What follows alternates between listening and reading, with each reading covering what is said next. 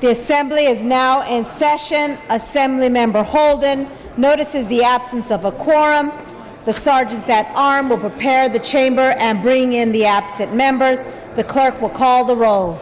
Ashajian, Alejo, Allen, Amiano, Bigelow, Bloom, Bocanegra, Bonilla, Bonta, Bradford, Brown, Buchanan, Calderon, Campos, Chow, Chavez, Chesbro, Conway, Cooley, DeBobne, Daly, Daly, Dickinson, Donnelly, Eggman, Fong, Fox, Frazier, Gaines, Garcia, Gatto, Gomez, Gonzalez, Gordon, Gorell, Gray, Grove, Hagman, Hall, Harkey, Hernandez, Holden, Jones, Jones-Sawyer, Levine, Linder, Logue, Lowenthal, Mainshine, Mansour, Medina, Melendez, Mullen, Marsucci, Nazarian, Nastandi, Olsen, Pan, Patterson, Perea, John A. Perez, V. Manuel Perez, Quirk Silva, Rendon, Ridley Thomas, Rodriguez, Salas, Skinner, Stone, Ting, Wagner, Waldron, Weber, Wykowski, Wilk, Williams, Yamada. Madam Speaker.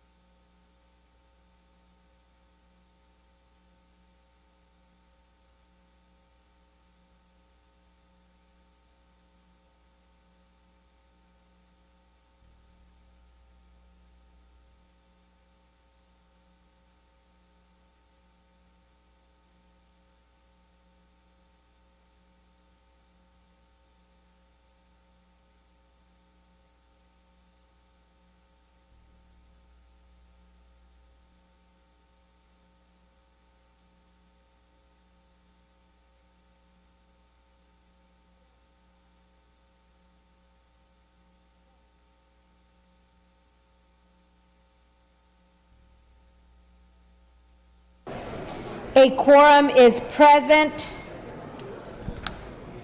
We ask our guests and visitors in the rear of the chamber and in the gallery to please stand for the prayer. The day's prayer will be offered by our Assembly Chaplain, Father Papadimos. Father Papadimos.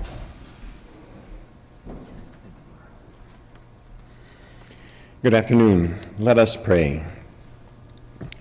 Lord, you cannot really help us, even if you wanted to, unless we acquire a positive way of thinking.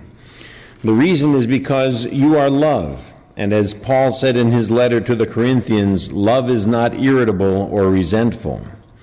Lord, protect us against negative thoughts ever penetrating our soul. For when we, under all circumstances, are able to have positive thoughts, we will be winners in life, and life for us will be a constant celebration. Amen.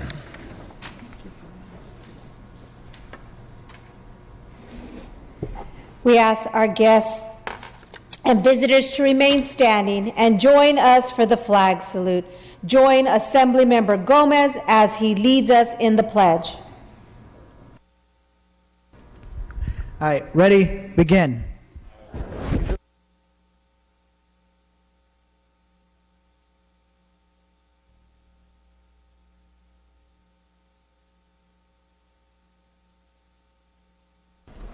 You may be seated.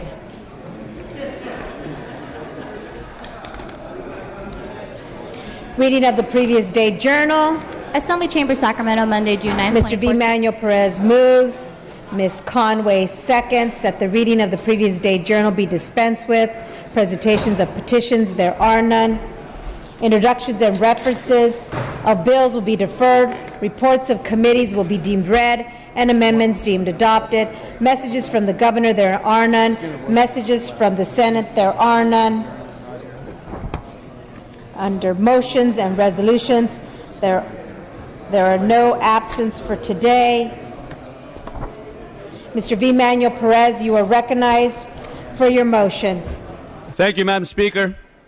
I request unanimous consent to suspend Assembly Rule 96 and Assembly Rule 63 and withdraw the following bills from the Budget Committee and have them taken up today without reference to file for purposes of third reading. The bills are SB 855, SB 857, SB 859, SB 861, SB 862, SB 865, SB 868, SB 869, and SB 870. Without objection, the request is granted. Thank you, Madam Speaker.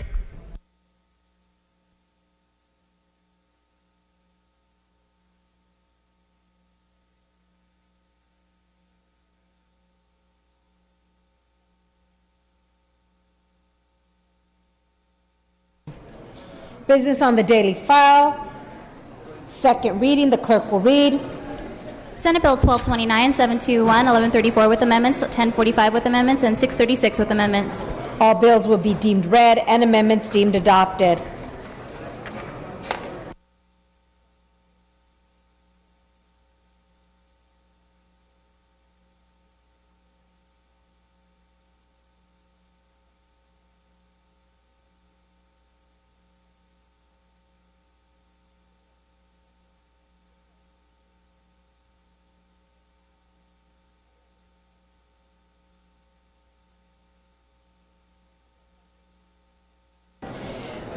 We are at the conference report, SB 852. Clerk will read. Senate Bill 852 by the Committee on Budget and Fiscal Review and Act relating to the Budget Act of 2014. Ms. Skinner. Thank you, Madam Speaker and members. Californians can be proud. Madam Speaker, if we could have attention on the floor, order Members, on the floor. please give your attention to Thank you. Assemblymember Skinner. Thank you. Allow me to reopen. Californians can be proud. We have before us a responsible, balanced state budget that makes wise investments that will benefit us today and in the future. And by the end of today, we will have, for the fourth year in a row, adopted a budget on time and balanced. This budget represents the largest investment in early care and education in over a decade. It sets the path for preschool for all of California's 4-year-olds and makes significant improvements in child care quality and availability. For our K through 12 schools, which all of us want to have the best in the entire United States, the 10% increase that this budget contains moves our per pupil funding to the mid-range of states across the country. There's an immediate infrastructure investment of $1.3 billion, which will generate jobs and fund local improvements to our streets, our roads, housing improvements, affordable housing, our courts, state parks, and other facilities. Libraries, art programs, and students relying on financial aid will also see their funding increased. We also have a responsible plan and the first allocations of our cap-and-trade auction revenues. And one of the components of that is high-speed rail, which I will talk more about later. But let me remind us, the allocation within that cap-and-trade plan for our high-speed rail is only 0.23%, less than 0.25% of the entire budget allocation. and yet it represents an investment for the future that in many years from now, people will look back and wonder why there was ever a hesitation. For our veterans, this budget reinforces the Assembly's commitment to deal with the weight on claims by boosting the support to our county Veterans Services offices. It also respects our court's ruling on overtime so that the thousands of caregivers who provide in-home services to our seniors, to our disabled, others, are assured the opportunity to continue high-quality care.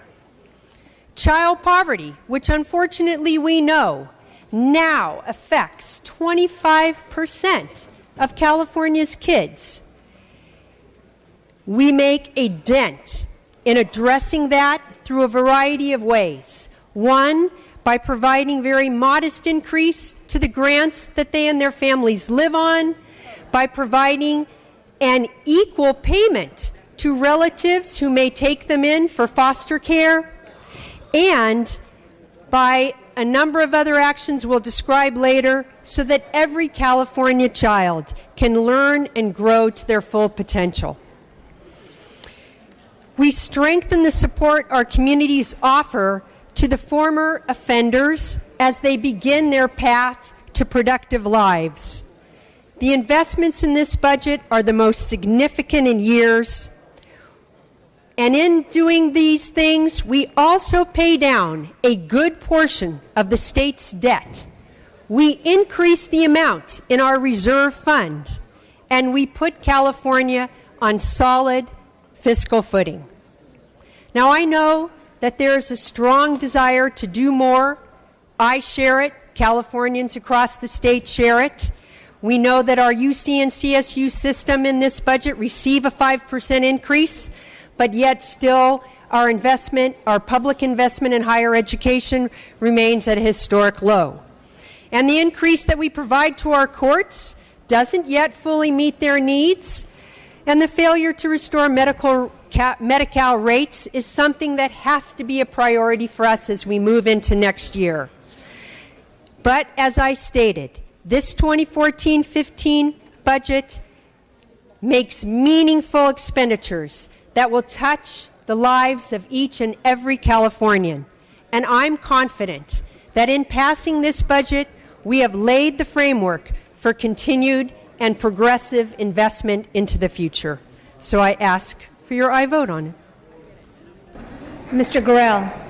Thank you, Madam Speaker. Members, may I have your attention?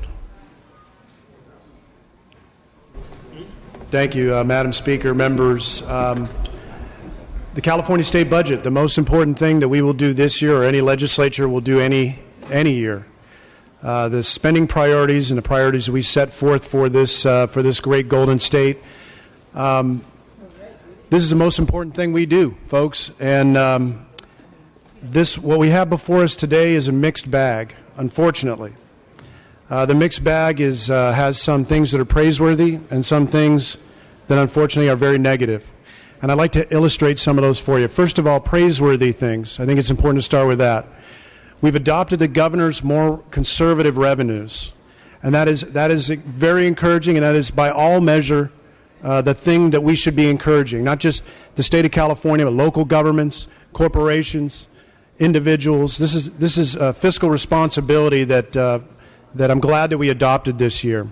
And thank goodness we did, because if we hadn't, this would be an extraordinarily large budget. First of all, this year's budget is $108 billion in general funds. That's $12 billion more general fund expenditure than last year, and that is given the governor's conservative revenue estimates. So it's hard to even consider this a frugal budget.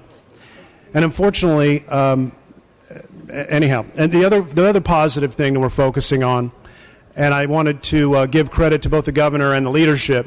The other positive thing we're focusing on is that we've made a priority to advance a rainy day budget for Californians to vote on in November. That's extraordinarily positive. And that is going to prevent future legislatures from making the many mistakes that legislatures have made in the past. And I can't say enough about how important it is that this legislature made that a priority this year.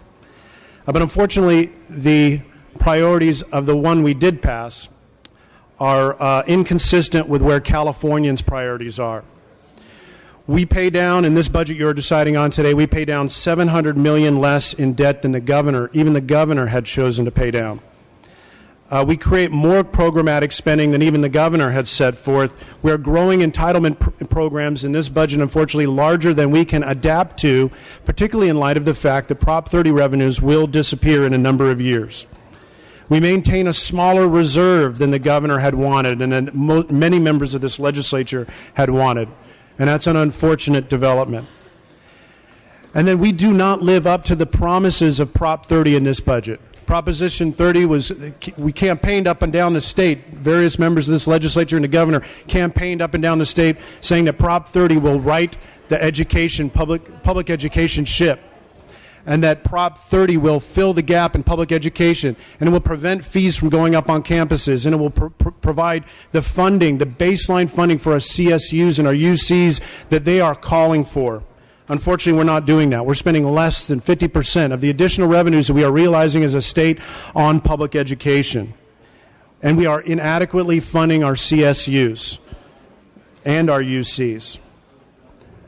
Lastly, we are not providing adequate public safety funds, particularly as they are addressed through our court system, the entrance for our justice system. We are nowhere near adequate funding of the system, and nowhere near even their own identified treading watermark, and that's unfortunate. This budget simply does not adequately focus on the priorities that Californians have set for the priorities of their own. Those are public education, public safety, and infrastructure. And as a result, I ask you to vote no on this conference committee budget. Thank you. Mr. Donnelly. Thank you, Madam Speaker. You know, the growth of government has become the greatest threat to our future here in California. And this budget continues to grow government. You increase spending and increase taxes. As a matter of fact, this budget increases taxes on almost everything. It increases taxes on energy, on education, on property, and even on fireworks. What's that, a patriot tax? Is there going to be a tax on patriotism out of this house, out of this building, at a time when what the people want is to pay less taxes and get the actual services that we're supposed to get? There's an extraction tax on fuel. Well, you know, when you do that, you may believe in your mind that because you're not taxing it at the point of sale, that it's not going to wind up being paid by those who are least able to afford it. Well, I got news for you. This will be passed along to every one of those working poor Californians who drive to work every day, who are sitting in traffic like I was near Angel Stadium yesterday, trying to figure out why the freeways were so jammed up, burning fuel. And the cost of fuel today is nearing $5 a gallon.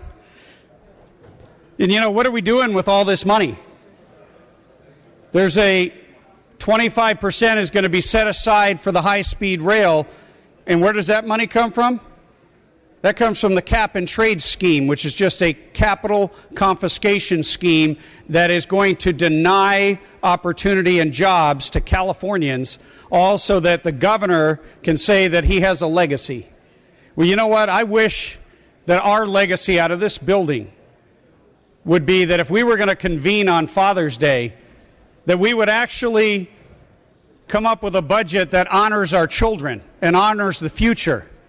This one right here is going to drive more of those great companies out of this state on that high-speed rail to Texas. And I ask you, and I urge each and every one of you to vote no. Thank you. Assemblymember Linder. Thank you, Madam Speaker and members. I rise in opposition to this budget proposal. Members, California has $300 billion in unmet transportation infrastructure needs through the state. In my home county of Riverside alone, there are $9.1 billion in unmet needs. And I have personally seen how our roads and bridges are literally crumbling beneath our feet. Just a month ago in Riverside, a bridge collapsed onto the 91 freeway, killing a worker. I'm disappointed that the legislature and the majority party is not taking a common sense step to fund transportation infrastructure, which Republicans proposed in our California Jobs First plan. Right now, truckers pay weight fees on their vehicles that are supposed to be used for highway upkeep. However, as a part of the budget in 2010, vehicle weight fees were redirected from the state highway account to the general fund to pay bond debt instead of repairing our streets and roads. This has meant that $900 million a year in road repair and maintenance has been neglected. In 2010, California's budget was in a drastic place, but with our economy improving, it's time for us to end this budget gimmick. Restoring these funds would free up $900 million a year for our roads and create jobs, such as traffic relief projects on the 91 and 15 freeways. Assemblymember from Fresno and I had worked together on bipartisan legislation to end this budget gimmick earlier this year. The majority party had the chance to act in this budget, but they said no. This year's budget is expected to grow by $12 billion. Transportation funding should benefit from this revenue growth. It will also put people back to work in high-paying jobs, middle-class jobs that were lost during the recession. It's time to fully fund our state's transportation infrastructure needs to get California moving again and create jobs. I urge your no vote on this proposal. Mr. Fox. Colleagues, first I want to wish you all a happy Father's Day. Today my children and grandchildren took me out to breakfast this morning before I came to Sacramento. While we were enjoying pancakes, I was reminded of all the times I helped my children with their homework. I especially remember helping my daughter getting up at 6 a.m. to help her with Hamlet. The budget reminds me of one of Shakespeare's great quotes from Hamlet, where Polonius is giving advice to his son Laertes before Laertes heads back to school. Polonius tells his son, "Neither be a borrower nor a lender be, for a loan often loses both itself and friend, and borrowing dulls the edge of husbandry." While I do not agree with everything in the budget, I do believe that this budget pays down debt, gives us additional funds towards our rainy day fund, and restores programs we once eliminated, something Polonius may have agreed with himself. This budget is actually a great budget when it comes to education. We have paid down all the loans called deferrals that our schools took over the last few years. We're giving an additional 10% towards our schools for additional funding. We're giving another $300 million towards community colleges so they can get more instructors. Keeping in mind we've lost 500,000 community college students over the last couple of years because we didn't have the instructors. This loan is wonderful for education. And because of that, because we are looking towards the future, I urge an aye vote on the budget. Seeing no further debate, Ms. Skinner. Thank you, Madam Speaker. Members, I want to thank the conference committee for their good work on this, and we will thank later everyone who deserves thanks in this budget process, but since we are acting now on the conference report, I thank them very much and appreciate the aye vote on this bill. Clerk will open the roll. All members vote who desire to vote. All members vote who desire to vote. All members vote who desire to vote. All members vote. Clerk will close the roll, tally the votes. Ayes 55, noes 24. The conference report is adopted. SB 855. Clerk will read. Senate Bill 855 by the Committee on Budget and Fiscal Review, an act relating to human services, making appropriation therefore to take effect immediately, bill related to the budget. Ms. Skinner. Thank you, Madam Speaker. Members, SB 855 is the Human Service Omnibus Trailer Bill, and it includes critical investments and improvements in the safety net programs for California's struggling families, and for the 25% of California's children who are now living in poverty, and many Californians who are in need of housing and homeless support. Included in the bill is, I referenced earlier, a provision to equalize the payment to a family who is the relative of a child in foster care. due to an arcane federal rule, now a stranger who takes in a foster care child, it receives a compensation higher than a relative. This discrepancy causes many children not to be able to stay with relatives since their relatives are unable to afford taking them in. So this provision is very important and is included in this bill. It creates a program to serve child victims of commercial sexual exploitation, which is a very important response to something that is increasingly growing larger and a serious trend. It provides a 5% increase to our families that are dependent on CalWORKs. And it brings those grants to 43% of the federal poverty level and back to the levels they were in 2003. It establishes a CalWORKs housing support program that recognizes that housing costs and homelessness are real barriers to self-sufficiency and to child well-being. It codifies the requirements in the community care licensing to improve the quality and safety of those facilities, something that has been very important to the legislature over this year. And it also provides resources in this budget directed to increasing the frequency of the inspections of those facilities. And it changes the in-home supportive services program to allow for the management of overtime as per the Federal Labor Standards Act so that we can ensure a continuity of high-quality care delivery for the thousands of Californians who depend on that in-home health service work. So I ask for your aye vote. Seeing no debate, clerk will open the roll. All members vote who desire to vote. All members vote who desire to vote.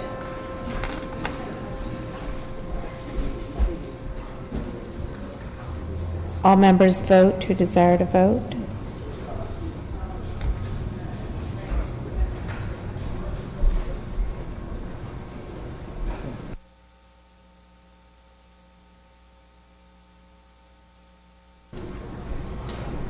All members vote who desire to vote.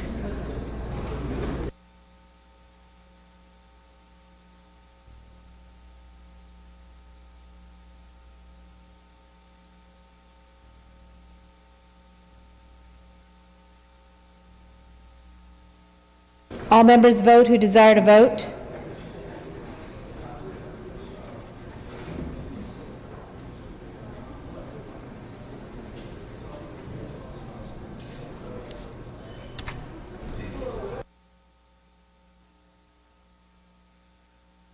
All members vote who desire to vote.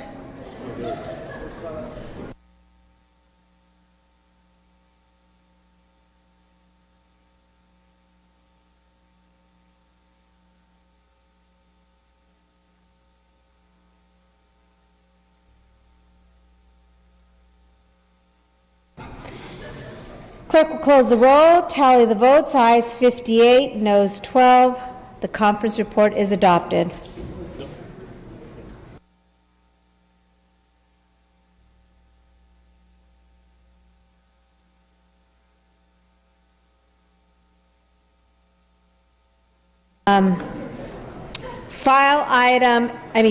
SB 857, clerk will read. With amendments. Senate Bill 857 with amendments by Assemblymember Olsen.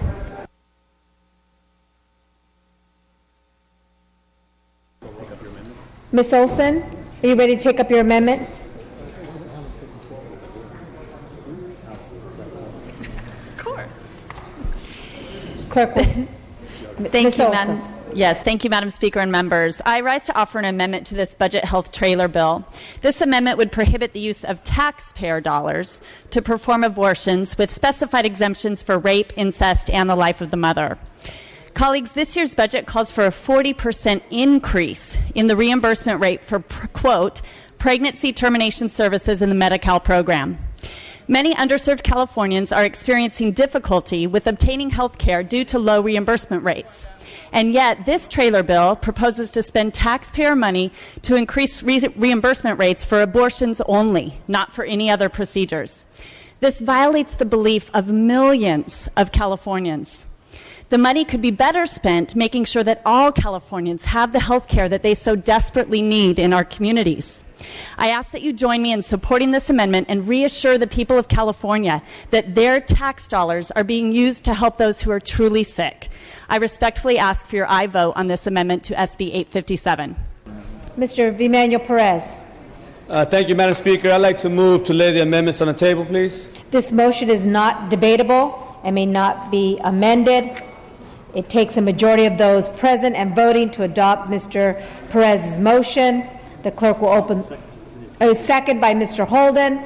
The clerk will open the roll. All those vote who desire to vote. All those vote who desire to vote. All those vote who desire to vote. All those vote who desire to vote. The clerk will close the roll, tally the votes. Ayes 53, noes 24. The motion carries. The amendments are laid on the table. Amendment set 2, Assemblymember Grove. Are you ready? Thank you, Madam Speaker. I ask to Senate Bill 857 with amendments by Assemblymember Grove. Ms. Grove.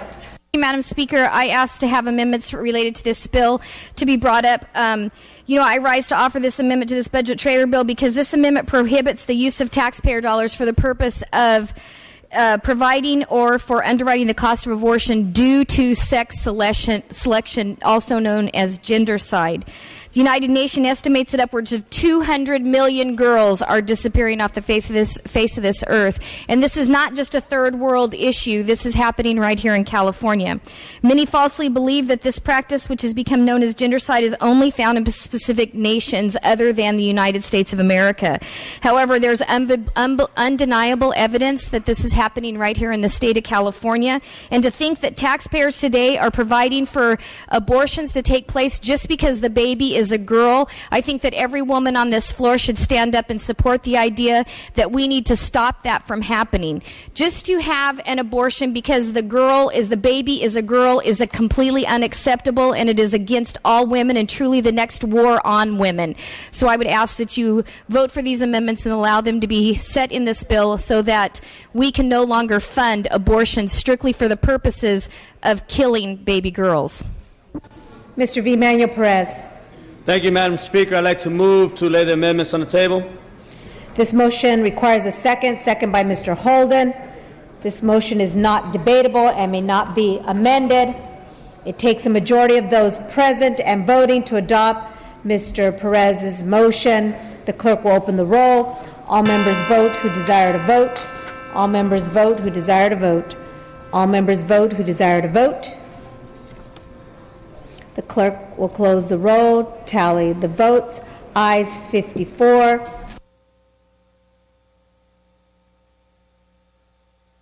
Noes 24.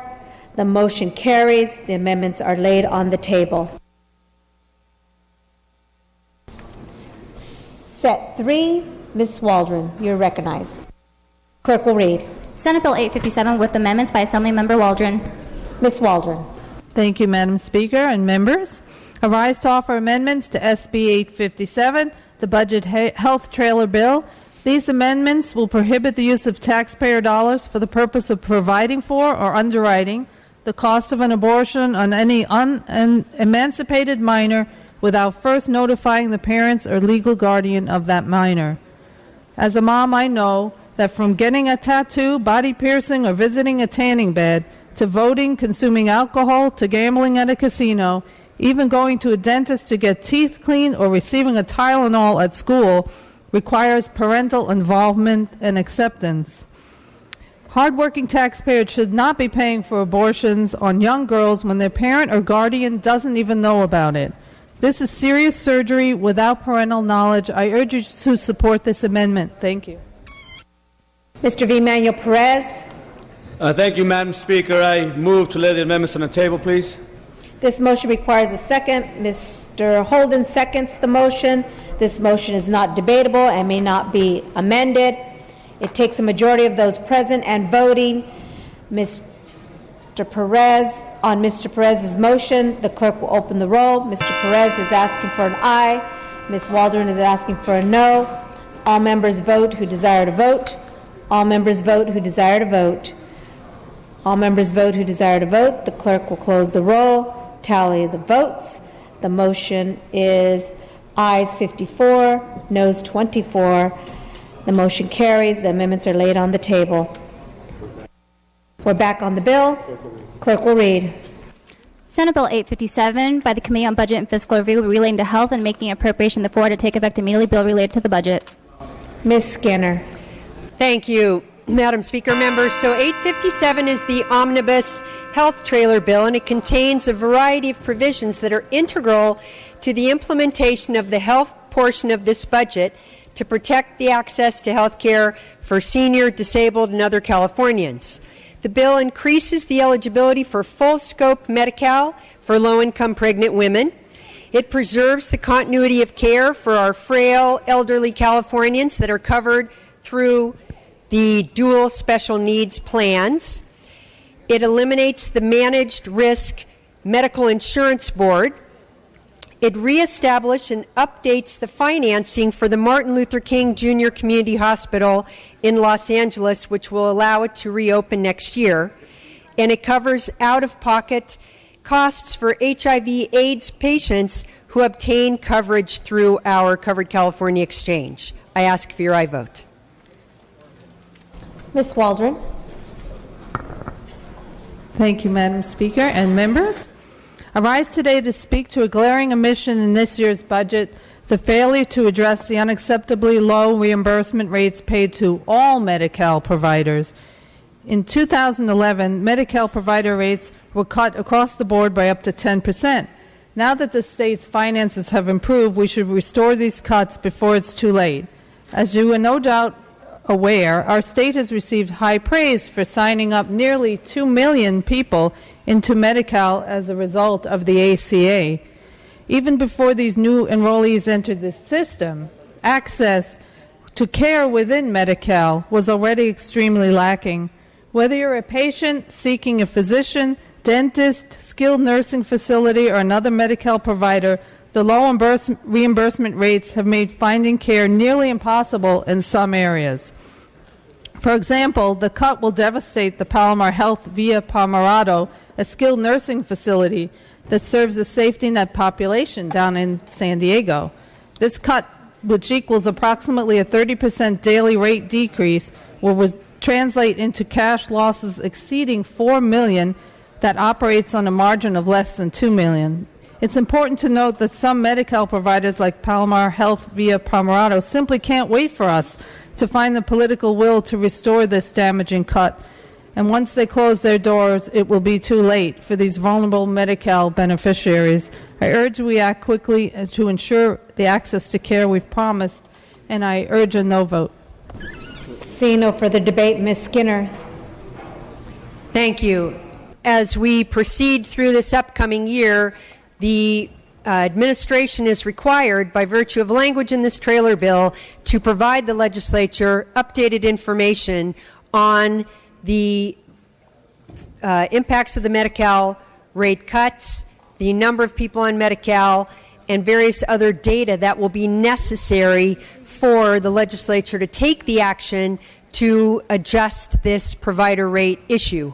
And I look forward to all of you making it a priority in this upcoming year, and I ask for your aye vote on this bill. Clerk will open the roll. All members vote who desire to vote. All members vote who desire to vote. All members vote who desire to vote. Clerk will close the roll, tally the votes. Ayes 55, noes 24. Measure passes. File item SB 859. Clerk will read. Senate Bill 859 by the Committee on Budget and Fiscal Review, an act relating to education, finance, and making appropriation therefore to take effect immediately. Bill related to the budget. Ms. Skinner. Thank you, Madam Speaker and members. This is the local control funding formula, the bill that governs the appropriation therein, and it appropriates $4.7 billion to our school districts and charter schools and $26 million for our county offices of education specifically for the local control funding formula, which is $250 million above the governor's proposal that was contained in that in his budget. And it also makes other necessary changes related to the local control funding formula calculations for our K through 12 schools, and I ask for your I vote. See no debate. Clerk will open the roll. All members vote who desire to vote. All members vote who desire to vote. All members vote who desire to vote. All members vote who desire to vote. All members vote who desire to vote. All members vote who desire to vote.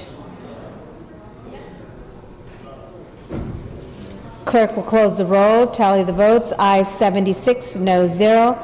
Measure passes. SB 861. Clerk will read. Senate Bill 861 by the Committee on Budget and Fiscal Review, an act relating to public resources making appropriation therefore to take effect immediately, bill related to the budget. Ms. Skinner.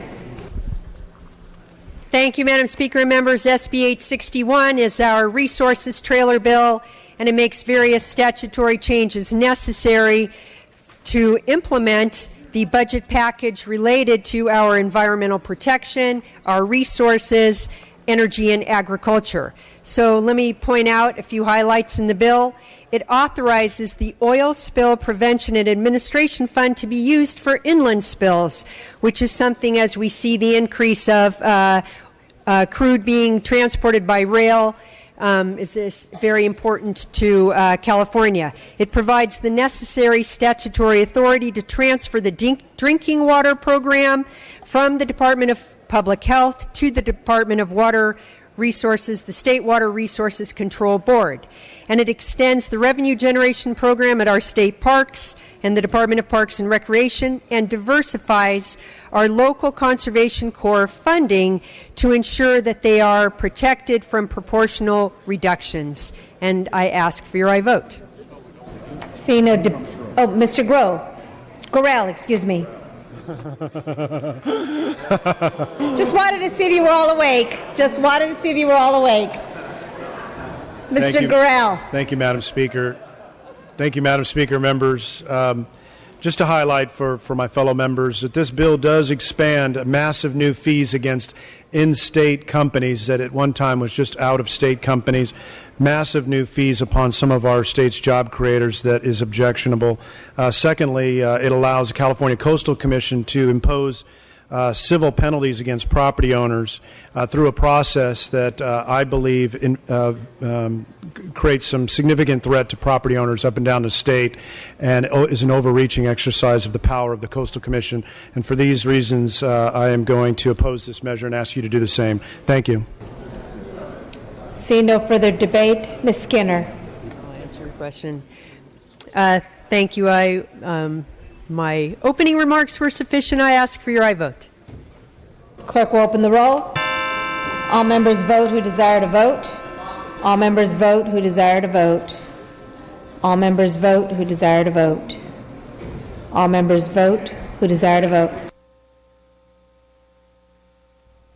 All members vote who desire to vote. Members vote who desire to vote. Yes.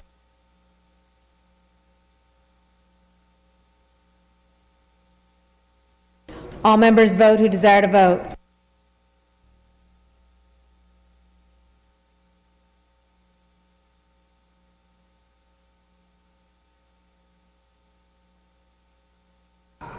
Clerk will close the roll, tally the votes. Ayes 55, noes 23. Measure passes. File item SB 862. Clerk will read. Senate Bill 862 by the Committee on Budget and Fiscal Review, an act relating to greenhouse gases making appropriation therefore to take effect immediately, bill related to the budget. Ms. Skinner. Thank you, Madam Speaker and members. The 862 represents the trailer bill that provides us the very first appropriation of auction revenues from our cap and trade program as we implement California's historic and groundbreaking Global Warming Solutions Act, AB 32. It continuously appropriates 60% of the cap and trade funding starting next year under these categories. 35% will go to transit, affordable housing, and sustainable communities.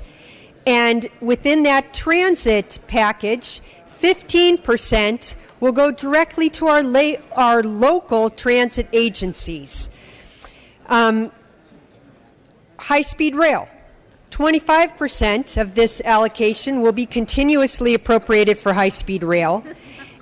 And as I mentioned in my opening remarks, this is an investment for the future that I believe Californians and people across the country and across the world will look back at and find the hesitation hard to comprehend.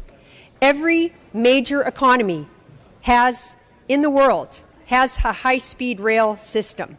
California, with its record of groundbreaking infrastructure and transportation improvements across the country, should be rightfully the first U.S. state to have high-speed rail.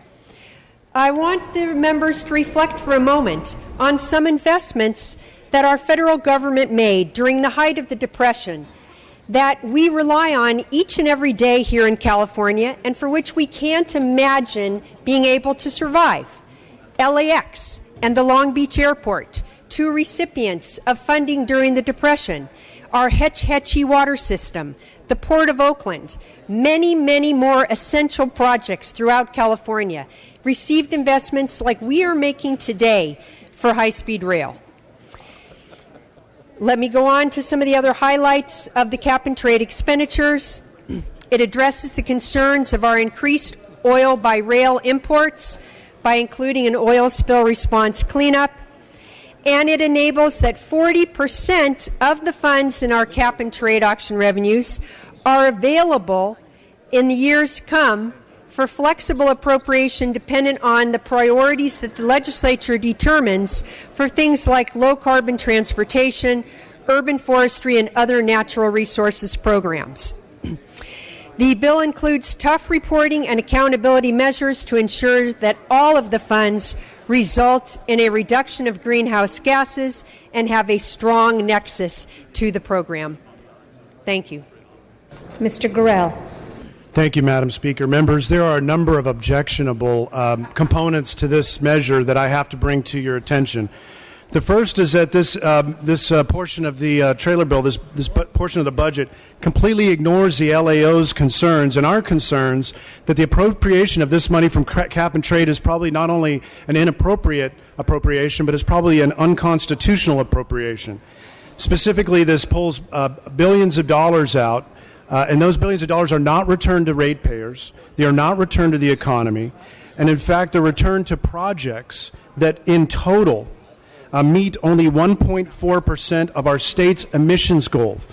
They barely put a dent in the emissions reduction goals this state has set as a priority. And then there's high-speed rail. High-speed rail has suffered already multiple mortal blows. And it almost feels like at this point that high-speed rail has become the Black Knight that Arthur came across in the forest in Monty Python and the Holy Grail. The first mortal blow against high-speed rail was that the courts have brought to our attention that it no longer resembles what voters approved in 2009 when they approved a high-speed rail. And it no longer has even remotely the close to the same budget that it had when it was presented to voters in 2009. The second mortal blow to high-speed rail thus far has been the support in California among this project. The polls tell us what we already know, and that is that the support for high-speed rail has completely fallen apart.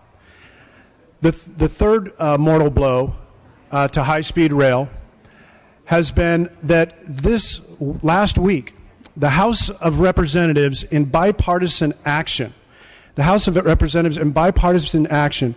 has moved to defund high-speed rail. And that was a thoughtful act to do. And last but not least, the fourth mortal blow against high-speed rail has been that private investors, seeing the lack of commitment by the federal government, the lack of commitment by the states, and the challenges in the court process, the private investors have completely run away from this project. And yet by continuing to be insistent upon appropriating state and ratepayer money toward this failed project, it seems like this legislative body and the governor is trying to stand up and say that this is merely a flesh wound.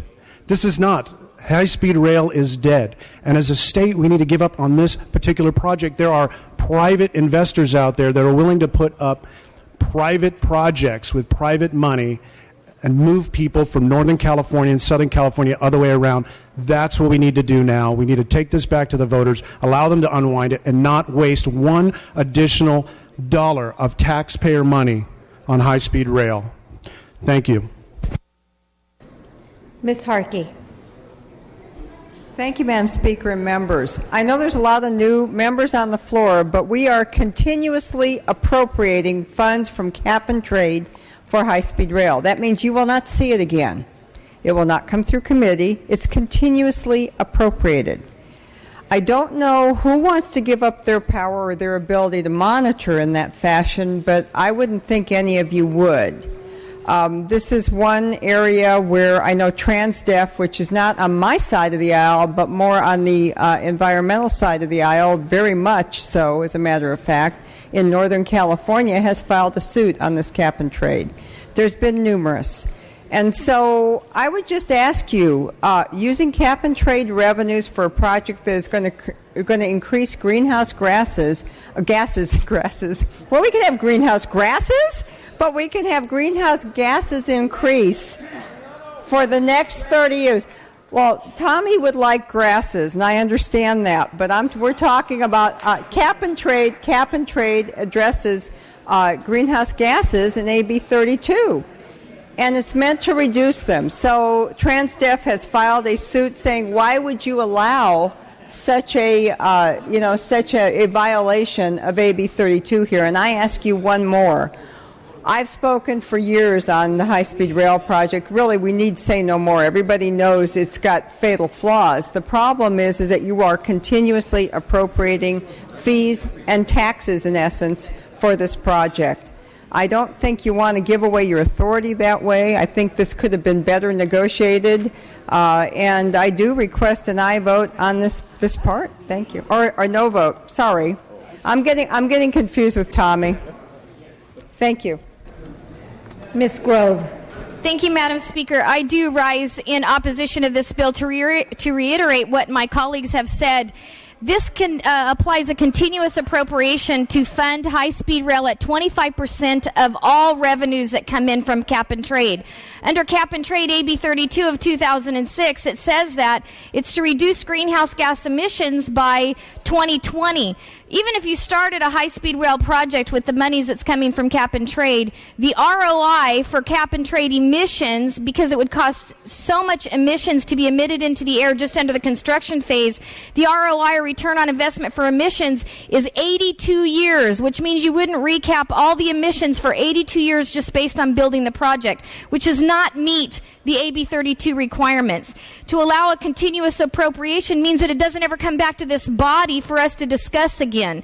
When you look at that and you look at the AB 32 requirements, it does not meet AB 32 requirements, and it's a continuous appropriation.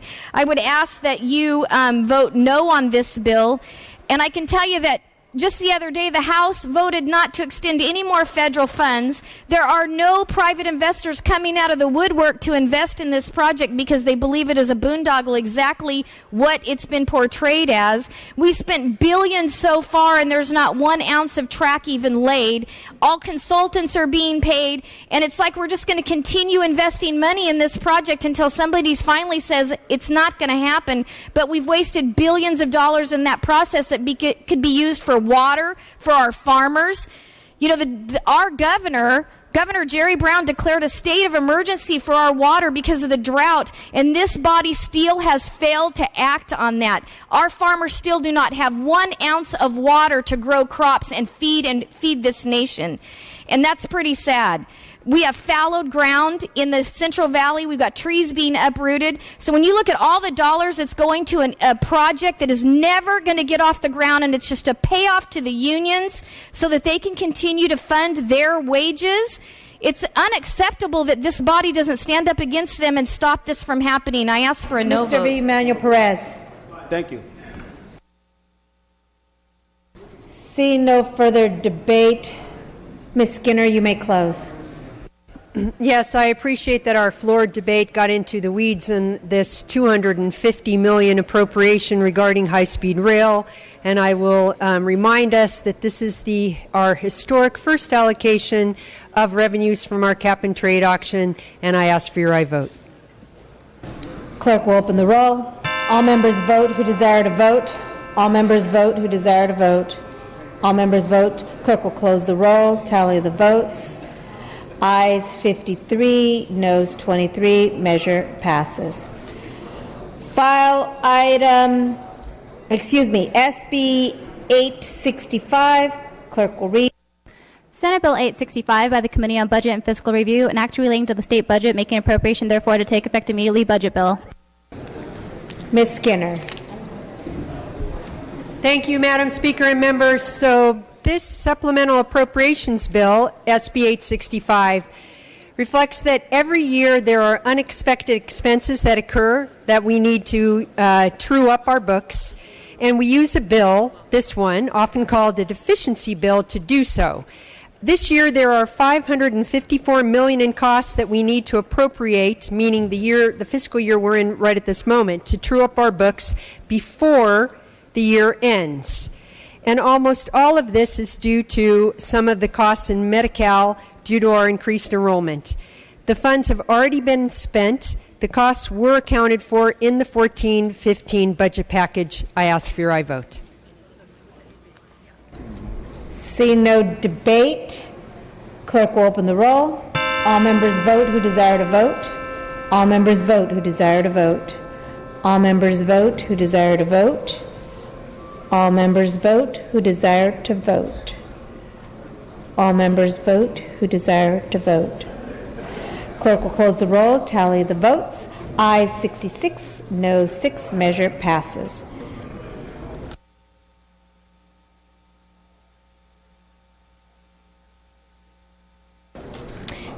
SB 868, clerk will read.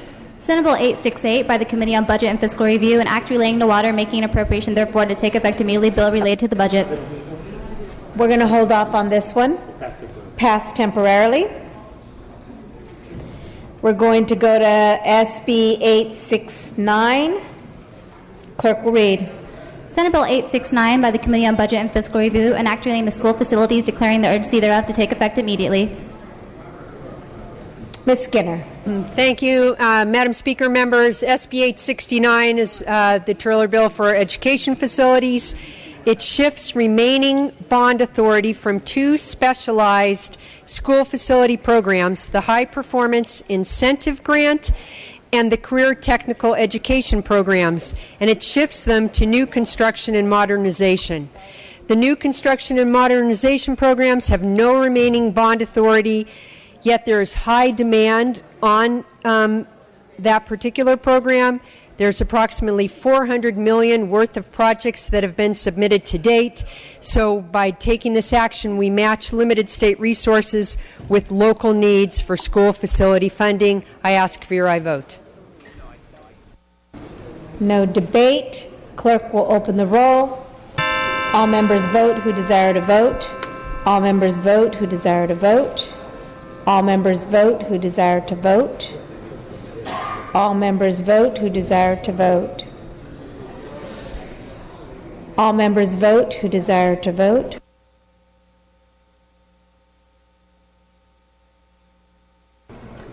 All members vote who desire to vote.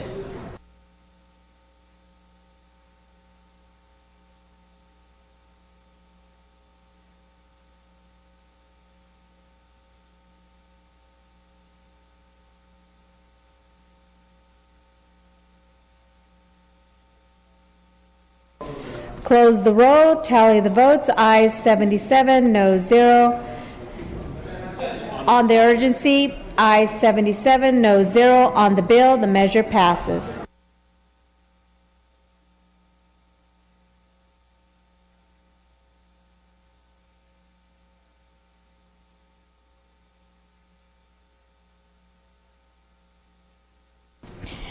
SB 870, clerk will read. Senate Bill 870 by the Committee on Budget and Fiscal Review, an act relating to health, making appropriation therefore to take effect immediately, bill related to the budget. Assemblymember Skinner. Thank you, Madam Member. Madam Speaker and members, said it very many times so far. This is our second health trailer bill, which contains some provisions. For example, increasing the rates paid to our PACE programs that it's an integrated program for our elderly. It creates a public health demonstration project related to AIDS in order to develop evidence-based prevention and intervention strategies. And it authorizes the Song Brown program. And the Song Brown program supports students who are in med school here in California for being able to do their medical residencies here in California so that we have the hope of their staying as physicians when they start their practices. It requires Medi-Cal coverage of behavioral health treatment, and it establishes a mobile vision services pilot program in Los Angeles. Ms. Waldron. Thank you, Madam Speaker. And members, this measure fails to restore the AB 97 10% provider rate reductions to Medi-Cal, which makes little sense given the influx of millions of new beneficiaries into the Medi-Cal expansion. Because of the extremely low reimbursement rate in California, there is already a shortage of providers in the Medi-Cal program. And as I mentioned before, this includes the folks at Palomar Health, the Fallbrook Hospital, Temecula Hospital, Tri-City Hospital, many other providers throughout my district and throughout the state, and including Riverside County, where they're estimating they're only getting about $10 up to about $36 per visit. Thank you. No further debate. Ms. Skinner, you may close. I ask for your aye vote. Clerk will open the roll. All members vote who desire to vote. All members vote who desire to vote. All members vote who desire to vote. All members vote who desire to vote. What?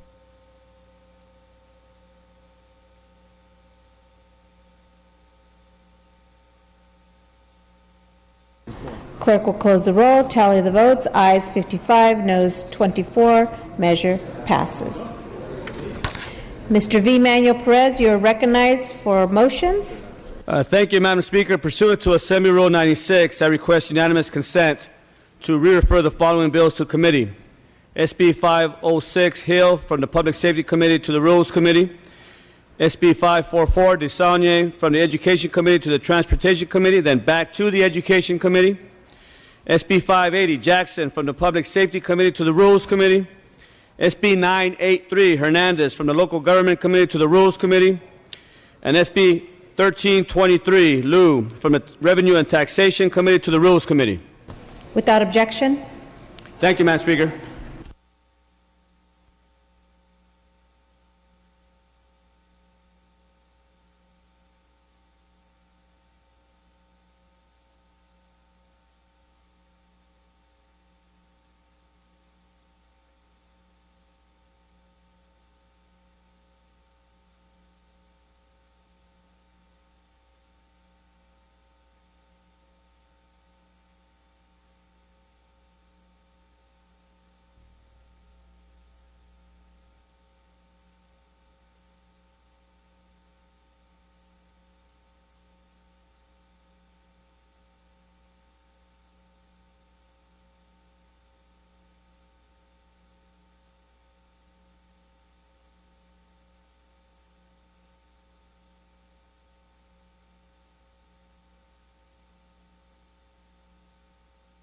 Mr. V. Manuel Perez, you're recognized for your motions. Thank you, Madam Speaker. I request unanimous consent to suspend Assembly Rule 96 and Assembly Rule 63 and withdraw the following bills from the Budget Committee and have them taken up today without reference to file for purposes of third reading. The bills are SB 853, SB 854, SB 856, SB 858, and SB 860. Without objection. Thank you, Madam Speaker.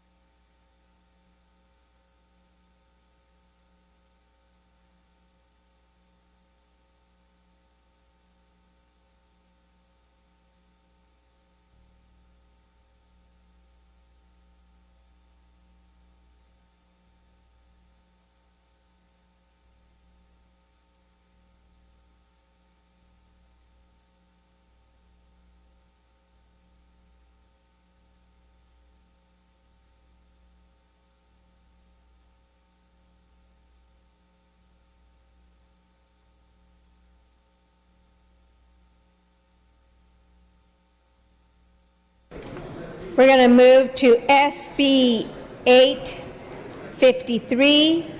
Clerk will read. Senate Bill 853 by the Committee on Budget and Fiscal Review, an act relating to transportation, making appropriation therefore to take effect immediately, bill related to the budget. Ms. Skinner.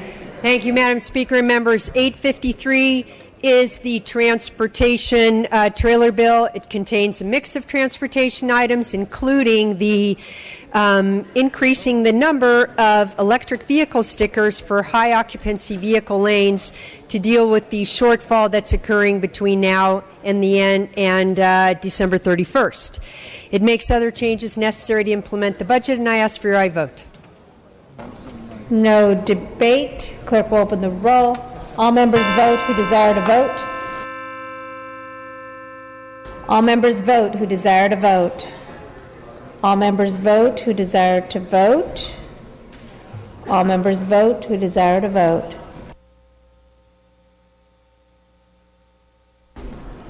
Clerk will all members vote who desire to vote. Clerk will close the roll, tally the votes. Ayes 55, noes 22. The measure passes. Excuse me, I'm used to saying file. It's SB 854. Clerk will read. Senate Bill 854 by the Committee on Budget and Fiscal Review, an act relating to state and local government, making appropriation therefore to take effect immediately, bill related to the budget. Ms. Skinner. Thank you, Madam Speaker and members. This is our general government trailer bill, and it contains a mix of items related to the state administration, general government, and local government. For example, it creates a 3-year state county assessors pilot program. The pilot will be limited to 9 county assessors' offices, competitively selected from a mix of urban, rural, and suburban counties. It appropriates one-time $2 million to GoBiz to support the Small Business Development Network program and makes funding for the state's trauma resource centers permanent. I ask for your aye vote. No debate. Clerk will open the roll. All members vote who desire to vote. All members vote who desire to vote. All members vote who desire to vote. Clerk will close the roll, tally the votes. Ayes 55, noes 23. Measure passes.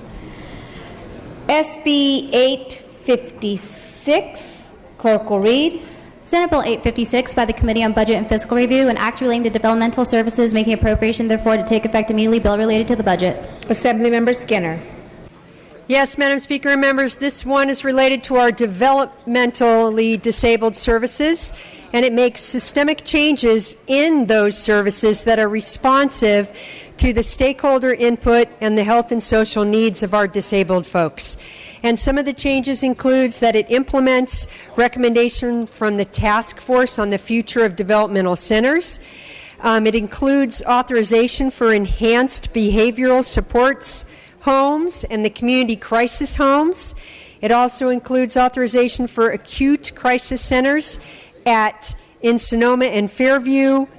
It appropriates facilities at our developmental centers for those in need of crisis stabilization. It allows our regional centers to pay insurance deductibles and requires reporting, which is an important priority from the autism spectrum disorder advocates.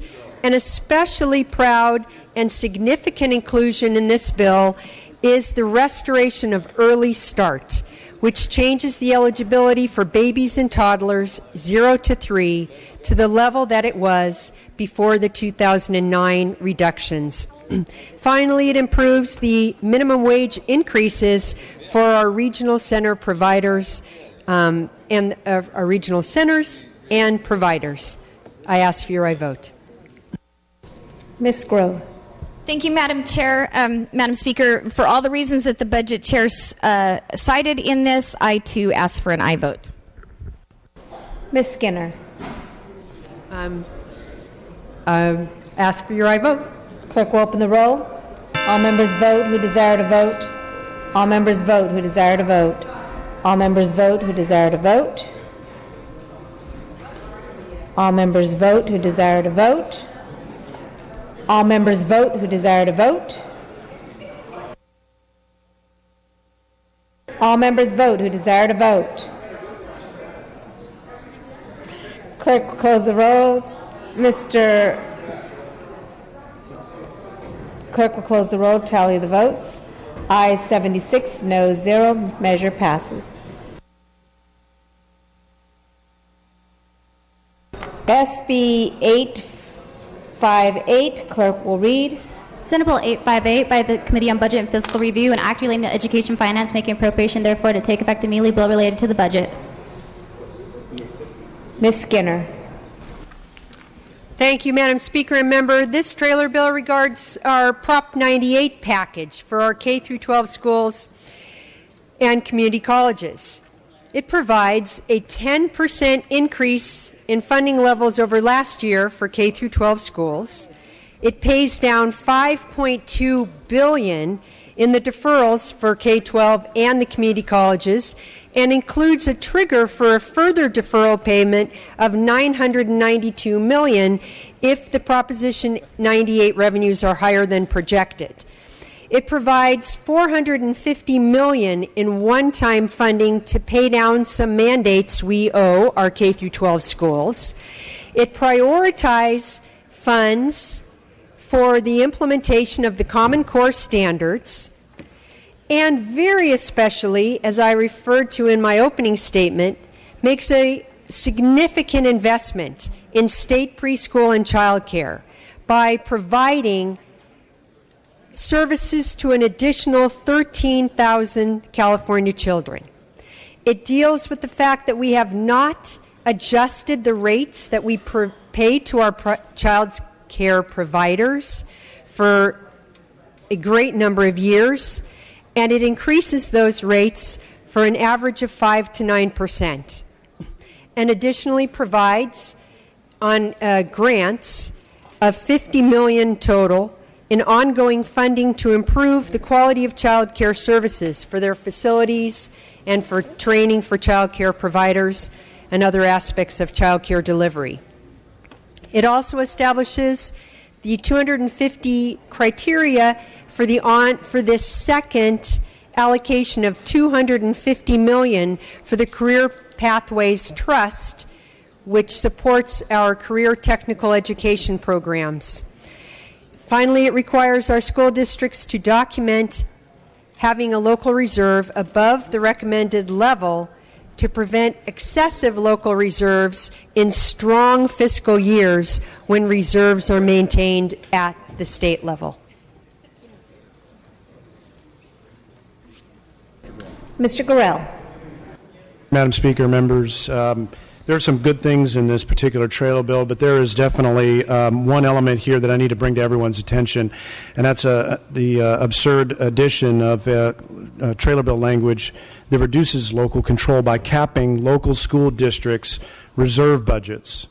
The operative term in local control funding formula, the operative words, are local control. It's the entire focus of what this administration has been doing, and everything from public safety to public education, giving flexibility to the local governments to govern. And this particular item in this bill does the opposite.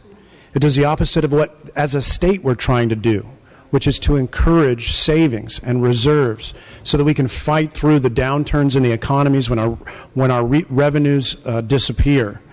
And yet here is this perverse incentive for our local school districts to spend every last dollar they get in down to such limited amount of reserve budgets that even this particular measure is opposed by not just school boards, but the ACLU, Children Now, and other important organizations out there.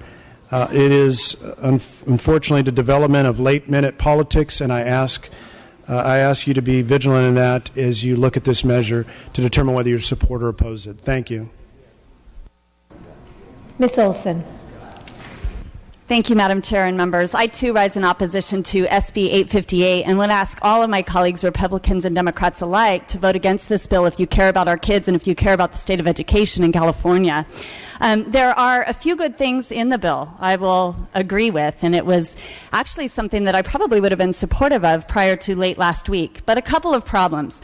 One, dealing with deferrals. My colleague from, I believe, the Riverside area and I have been carrying a bill for at least a couple years now, ACA 2, to require the state to pay back deferrals and to prohibit the state from using cash deferrals against schools in the future. We agreed to put that bill aside because we were thrilled when the governor came out with his budget proposal in January and then his budget revision in May, agreeing to fully pay back every dime of the deferrals to our schools. That was a great proposal and one that helps all California schools, but particularly schools in districts like mine that are from low property wealth areas. Those cash deferrals have been devastating. And so now this bill defers the payment of that money that the state owes to our districts. If for no other reason than that alone, we should all vote no on SB 858 and restore the promise that we saw in the January budget proposal and in the May revision. The second reason we should vote no is for the reasons that my colleague, Budget Vice Chair, so well articulated. I have never received more calls from my district on any budget item in the 4 years I've been here so far than on this item because of the cap on school district reserves. 3% for large school districts and 6% for small school districts. If the schools in my district, and some of them did, but if all the schools in my district would have had that low of reserves during our economic recession when the state was deferring cash payments to them, they would have gone bankrupt. They would have had to take out very high interest loans and or they would have gone bankrupt, and none of that is good for kids, none of that is good for teachers, none of that is good for classified staff, none of that is good for administrators. This is the year that we all applauded in a bipartisan way, passing a monumental rainy day fund. And we all put out statements about how important it is to save money as a state so that when we face economic hardship times again, we're better prepared. Why wouldn't we want to provide that same opportunity to our schools that are educating our children, that are educating the future leaders of California? It just doesn't make any sense. There is one school district in my entire district that I can think of that didn't face significant hardship from the cash deferrals, and that was because they had a 20% reserve. Their 20% reserve allowed them to continue the cash flow, to continue to pay their teachers, to continue to educate children without facing significant hardship. Now we're going to tell them they can only have 3%? How does that make any sense? This is a bad bill for kids. It's a bad bill for education in California.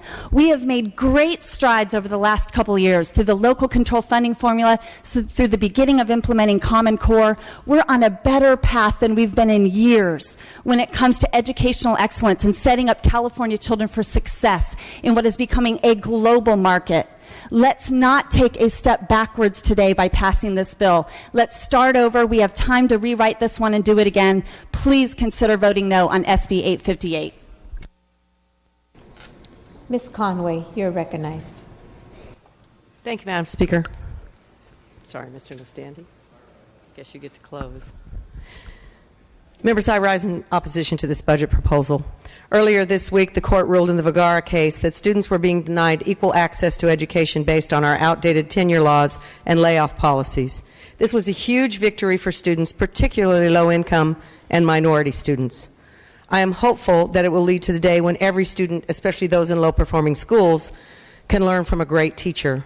But this budget threatens to hold them back from success once again by forcing districts to spend down savings in their budget reserve. This could put more school districts on the brink of financial turmoil, especially in inner city and rural school districts that have struggled with budget problems. Forcing school districts to spend down any savings they have is unfair and irresponsible. I was proud, as I imagine many of you were, to be a co-author of the Rainy Day Fund we passed just last month. It was an important step to improving our fiscal health and protecting vital programs in the next downturn.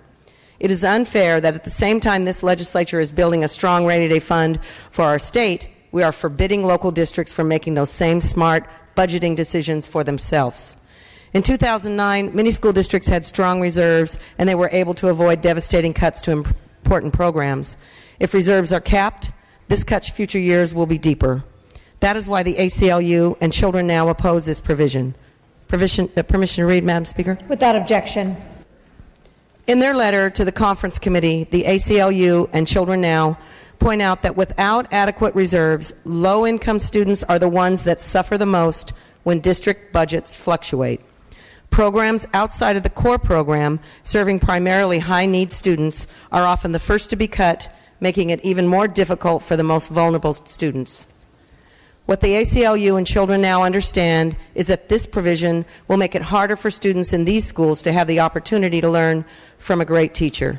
This is exactly the opposite of the spirit of the Vergara ruling. When it comes to their spending needs, local school districts know best. Local schools may be saving reserves to build new schools in overcrowded areas, purchase new textbooks for students, or spend it in the classroom. We always talk about the importance of local control in this House.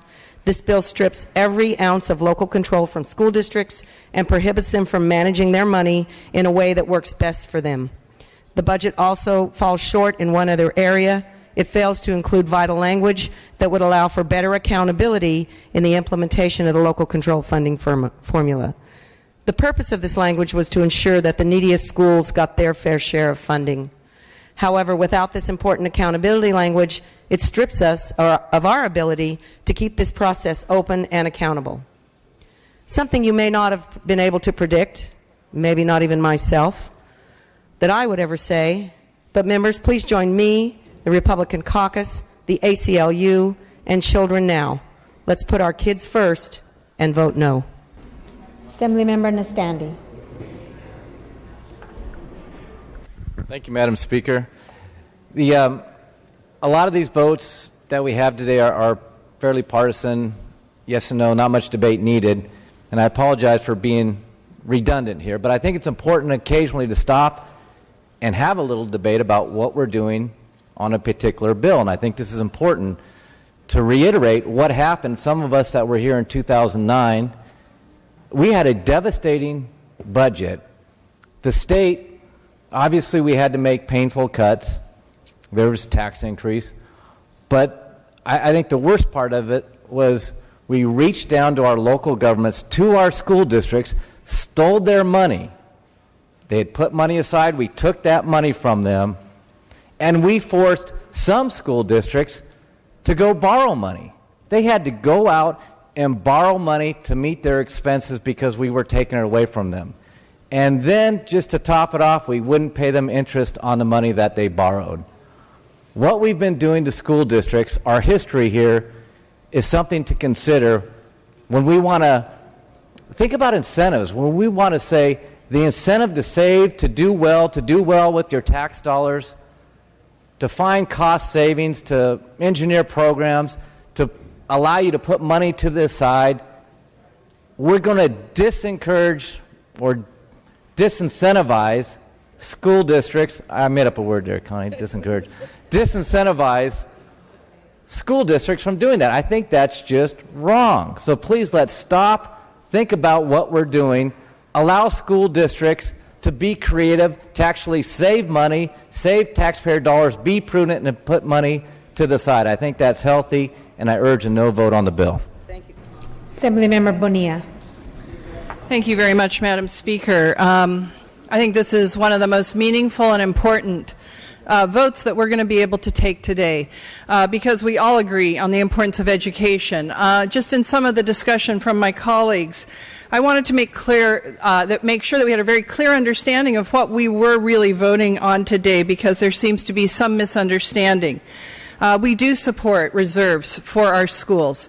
The only time that the reserve would be capped is not during a recession, not when there was financial difficulties, but rather when we have repaid everything to our schools, when we are doing so well financially, and the state has actually decided that we have so much money that we are able to do a Prop 98 reserve. That's a very different situation than what we've been facing the last number of years, and it is a situation where, in that case, school districts would be in a situation where they were fully funded, everything had been repaid, and that is the case where the cap would be in place for 1 year. Secondly, the issue of deferrals. The very same people that you've heard from, that I've heard from, and been explaining to them what this measure is really about, those very same educators who I respect deeply, the superintendents, the board members, who were concerned, but once it was explained to them, many of their concerns were mitigated. Those same people are the ones who are very, very excited about what we're doing with the deferrals this year, and I've heard equally from them on this issue of the repayment. When I came into office 4 years ago, I was told it's virtually impossible that we'll ever be able to pay the deferrals back. We've heard criticism on this floor of Proposition 30. This is Proposition 30 at work. This is the opportunity we have to get our schools out of the debt that we have put them into. And what this is really doing today is saying the cash that needs to flow at the beginning of the school year is better spent going out this summer for them than paying off one piece of the deferral. But when the money comes in this year, the guarantee is there that in the May revise of next year, that final piece, after all the other pieces that we're voting on today, will also be repaid. This is an exciting budget. This is a positive budget. I encourage all of you for a strong yes vote for education in California, and you should be very proud of what everyone in California has accomplished in terms of stabilizing our school budgets. Thank you for your yes vote. Assemblymember Daly. Thank you, Madam Speaker. I wasn't going to speak, but there is one thing I would like to say. My wife is the president of our school board, and reducing this cap, every year they have to send out pink slips to those teachers waiting for the May revise to come out. And when we had the ability to have a bigger reserve, we didn't have to send those pink slips out. So I think we should allow the local school boards to have the flexibility that they need by letting them make that decision. I urge a no vote on this bill. Speaker Emeritus. Question of the author. Without objection. Is it true that in the spirit of local control, that this provision allows for the local county superintendent to waive the cap without any statewide intervention? Permission to respond? Without objection. Yes, my colleague has accurately reflected, if you look at the language in the trailer bill, local control is very much respected in this provision, in that the county superintendents have the ability, without any need to go to us for approval, to waive this requirement under those circumstances where they feel a district needs a higher reserve. What this action does is allow us to appropriately exert our state oversight to ensure that in those very flush years, which are the only years the reserve would be capped, that money is directed towards the classroom, something that all of us have wanted prioritized. But in those cases where the county superintendent feels that it could put a district in jeopardy, the county superintendent has the full authority to waive that cap.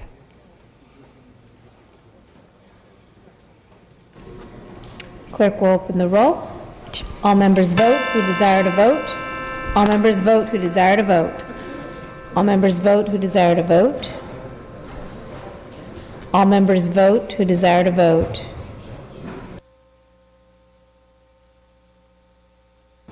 Clerk will close the roll, tally the votes. Ayes 55, noes 23. Measure passes. File item SB 860. Clerk will read. Senate Bill 860 by the Committee on Budget and Fiscal Review, an act relating to post-secondary education, making appropriation therefore to take effect immediately. Bill related to the budget. Ms. Skinner. Thank you, Madam Speaker and members. The Higher Education Trailer Bill, among other things, implements an 18-month moratorium on new campus student fees at our CSU campuses. It requires the CSU Chancellor to review the process for enacting these fees to ensure that student involvement is engaged before new fees are added in the future. It delays the reduction in the Cal Grant Award for students attending private nonprofit colleges and keeps the Cal Grant Award at $9,000 for this program, which allows more access to college for low-income students. Mr. Gorell. Thank you, Madam Speaker. Members, there's an opportunity to reiterate again this component here, which failed to address the underfunding of our Cal State universities. And it was terribly disappointing that the conference committee and the governor and legislature in general weren't able to make this a priority, particularly given the fact that students and parents and families up and down California believe that the revenues associated with Prop 30 would be used to shore up our state universities and K through 12. It's disappointing. I think in many ways we've undermined our future as a state. And thank you. Ms. Olsen. Thank you, Madam Speaker and members. I just want to echo the sentiments of my colleague. You can tell which particular subject matter I'm often so passionate about, and that's education and higher education. I believe so firmly that the future success of our state economically is very closely connected with our investments in education and in higher education, and I know many, many of you agree with me. I, too, was disappointed in this bill. I've been working all year long, as have many of us on both sides of the aisle, to try to get the $95 million secured for the California State University system to allow them to admit more California students into our great universities, because we need a stronger prepared workforce. All the research, all the data shows that we are woefully undergraduating the number of people that we're going to need for jobs in this state. And that was such a great opportunity when the money's available to really invest in California kids by saying we're going to fulfill our promise that existed for decades now, and we're going to say you do have a spot in college. Our universities today, they're turning away California kids that are fully eligible to be admitted into our CSU campuses, and it would have only taken $95 million to be able to fund enrollment growth in those schools. But instead, we've funded all sorts of different new programs when Proposition 30, everybody who campaigned for Proposition 30 up and down the state said the money was going to be used to make our schools and our universities whole. We're failing to live up to that promise today. We're choosing to take that money from Prop 30 and divert it into other programs that have nothing to do with education. And that's not okay. That flies in the face of what the voters did at the polls when they passed Proposition 30. And so I'm really disappointed in how this trailer piece came together, because there was overwhelming bipartisan support in this building for that simple $95 million ask. It's unfortunate. The other piece we're seeing in here is $23.5 million that grows to $38 million to bail out San Francisco City College. That's half of the $95 million that it would have taken to help all kids across all of California. Not that San Francisco students don't need help, they do. But to replace one with the other doesn't make a whole lot of sense. So disappointed. I still think there's pieces in this bill that are worth supporting, but I would have been remiss if I would have not taken the opportunity to remind us all of what we could have had in this bill and that we're not having today. Our California students are suffering because of it. Seeing no further debate, Ms. Skinner, you may close. Thank you, Madam Speaker and members. The community college allocations are Prop 98. San Francisco City College is the largest community college, not only in our state, but in the entire country. And the Prop 98 funds that are being directed towards there will serve over 80,000 students. Now, while the bill before you does not reflect the allocation for CSU and UC that both houses of the legislature may have preferred, let's be clear. It does have a 5% increase in funding to CSU and UC over last year's level, and last year also included increases to CSU and UC over the previous year. Both of those increases are the result of Prop 30, as are the increases to our K-12 schools. As you noticed, I referred to the 10% increase that our K-12 schools are experiencing now with this budget, and the increases that our community colleges are given.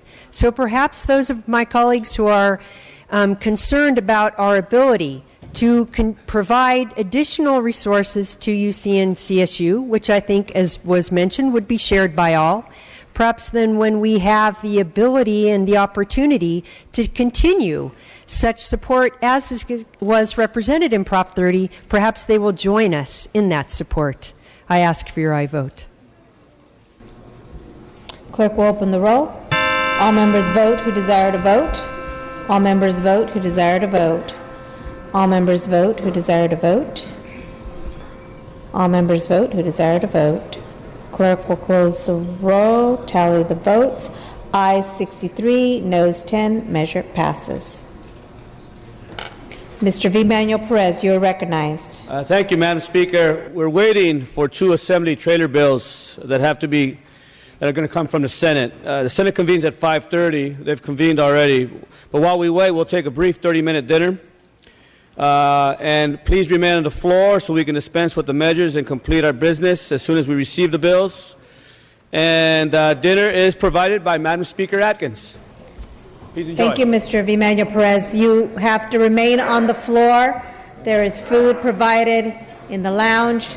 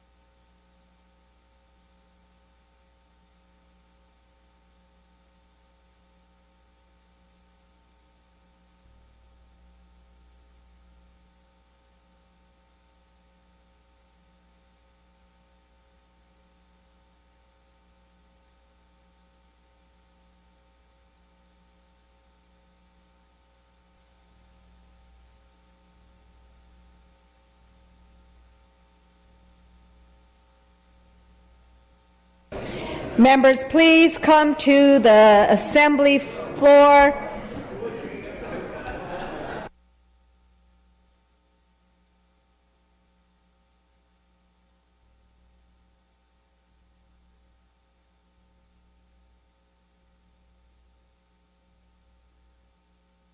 Members, please return to the floor.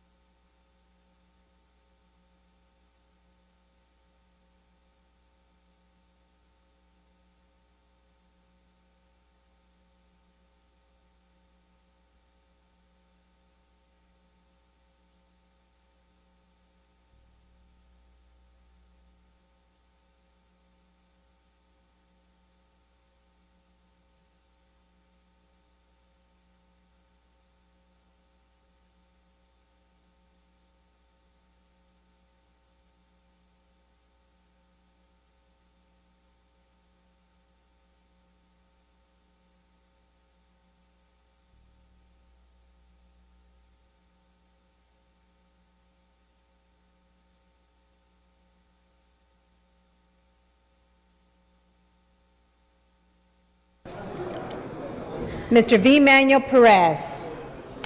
Thank you, Madam Speaker. I request unanimous consent to suspend Assembly Rule 77 and Assembly Rule 63 to allow the following bills to be taken up today without reference to file for purpose of concurring and Senate amendments. Without objection. The bills are AB 1469 and AB 1468 in mock-up form. Without objection. Thank you, Madam Speaker.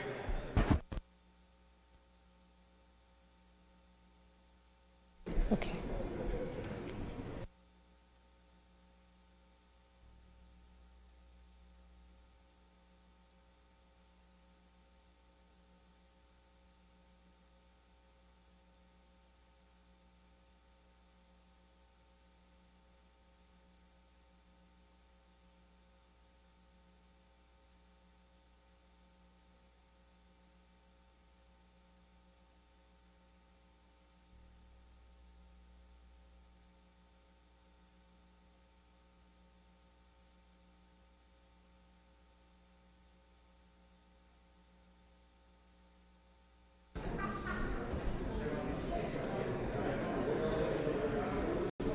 The clerk will read AB 1469.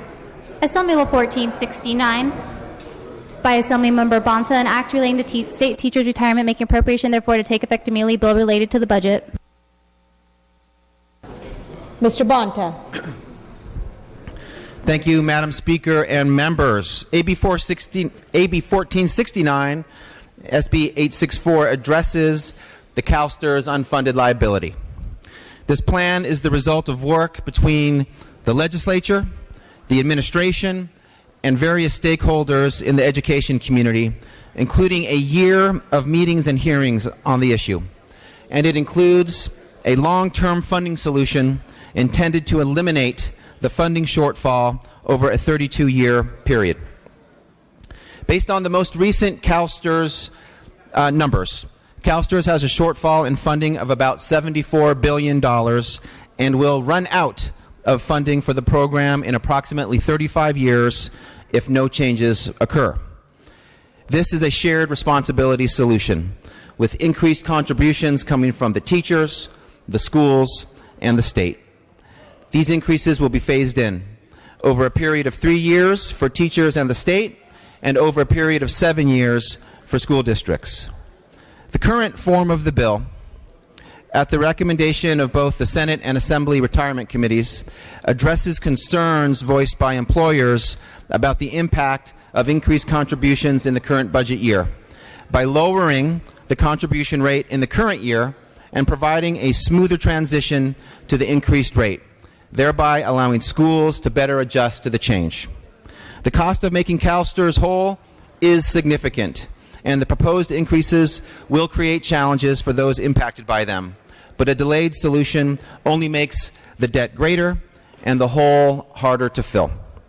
Before I close, I would like to give a special acknowledgement and thank you to Karen Green, Assembly PERS Committee Chief Consultant, for her tremendous and invaluable work on this bill.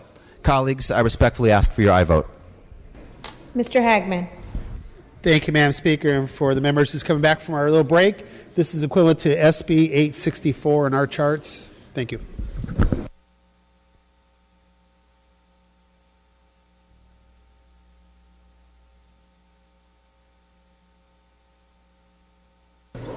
Seeing no further discussion, Mr. Bonta, you may close. Thank you for your consideration, colleagues. I respectfully ask for your aye vote. Clerk will open the roll. All members vote who desire to vote. All members vote who desire to vote. All members vote who desire to vote. Clerk will close the roll, tally the votes. Ayes 76, no 0. Measure passes.